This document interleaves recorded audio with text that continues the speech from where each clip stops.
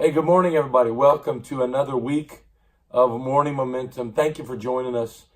Today, we're going to be talking about one of the things that we need to do in order to succeed and not sabotage our own lives as we proceed in our purpose that God has positioned us for. So get a cup of coffee, get ready, and join with me as we get ready to move into a great day that God has prepared for us.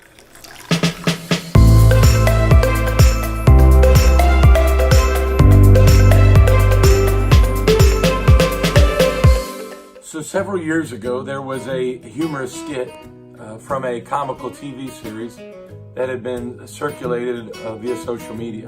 And the skit features a lady that is visiting her psychiatrist, sharing with him a particular phobia that has been negatively impacting her life. As she details the phobia and the various ways that it has been negatively impacting her life, the psychiatrist listens intently before providing his expert advice. He encouraged the patient to prepare herself for the profound wisdom that he is getting ready to share with her that's going to break her loose from the prison of fear. After a short pause to further build the suspense and the impact of the coming counsel, he speaks a two-word solution to his patient. Stop it. That's it. Just stop it. Wouldn't it be nice if the obstacles and challenges that we face in life can just that simply be overcome? I have found in my life that from time to time I encounter difficult people. Individuals who it seems like they always find some level of satisfaction and fulfillment from keeping me from reaching my goals and succeeding. I have even found a few along the path of life's journey that desired to bring pain and hurt to my life. Now, it certainly isn't everyone, and over the years, they have been very few and far between. However, they certainly have been adversaries in my life. If I were to identify the one person that has been the greatest enemy of my destiny, the one person who it seems that every time I'm on the verge of success and victory, this individual appears out of nowhere to foil my progress and sabotage my success. That person would be me. I am undoubtedly and by far my own worst enemy. In the Bible, there's an individual by the name of Simon Peter.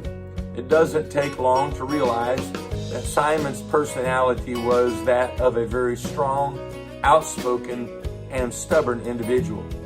In one place, Jesus even looks at Simon and rebukes him, calling him Satan. But in spite of this strong rebuke, Simon was also one of the most loyal and close followers of Jesus Christ. In fact, it was Simon who was selected to be in the inner circle of Jesus' disciples and the one that Jesus ultimately would hand to him the keys of the kingdom. It was abundantly clear that there was a great purpose and a plan that God had for Simon Peter's life. Yet, just like me, Simon was his own greatest enemy. His stubborn nature nearly sabotaged his sovereign calling. In Acts chapter 10, God calls Simon to be the conduit through which salvation would come to the Gentiles. The Gentiles were a group of people that Simon Peter held a very deep prejudice toward, and he did not believe the saving works of Jesus were available to them. In order for Simon to accomplish the great destiny that God had positioned him for, bringing salvation to the Gentiles, God had to first provide Simon with a stop it moment. In a vision, God appears to Simon and speaks to him to rise and eat a variety of foods that, much like the Gentiles, Simon called unclean. The stubborn nature of Simon rises up, and even though God calls him, he replies and says, "No way, I will not eat what has been called unclean." If we could summarize the response of the Lord, it would simply be this. He looks at Simon and says, "Stop it. Simon, I am calling you to take the gospel beyond preconceived boundaries that you thought were possible, and your stubborn nature is working to sabotage it. So stop it." Undoubtedly, there are practices, habits, and mindsets that are at work in your life, as they are in mine, attempting to sabotage what God has purposed for your life.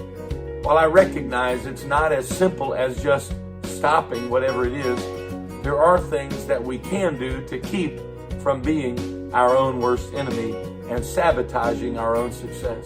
First and foremost, start hanging out with the better you.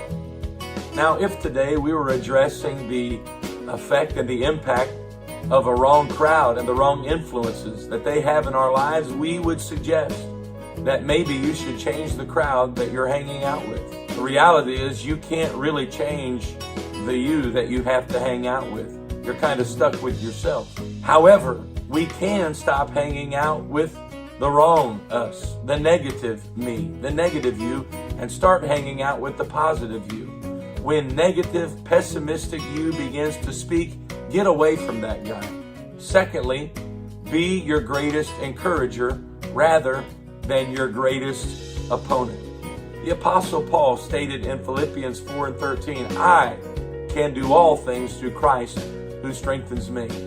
That doesn't sound like somebody who is actively working to obstruct their destiny. And then thirdly, recognize that fulfilling your destiny is bigger than just you. As a child, Joseph was given dreams of greatness.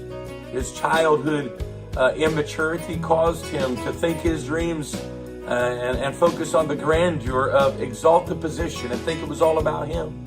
However, time and maturity brought Joseph to understand that his success was not about him at all, but simply God positioning him so that others through him could be blessed.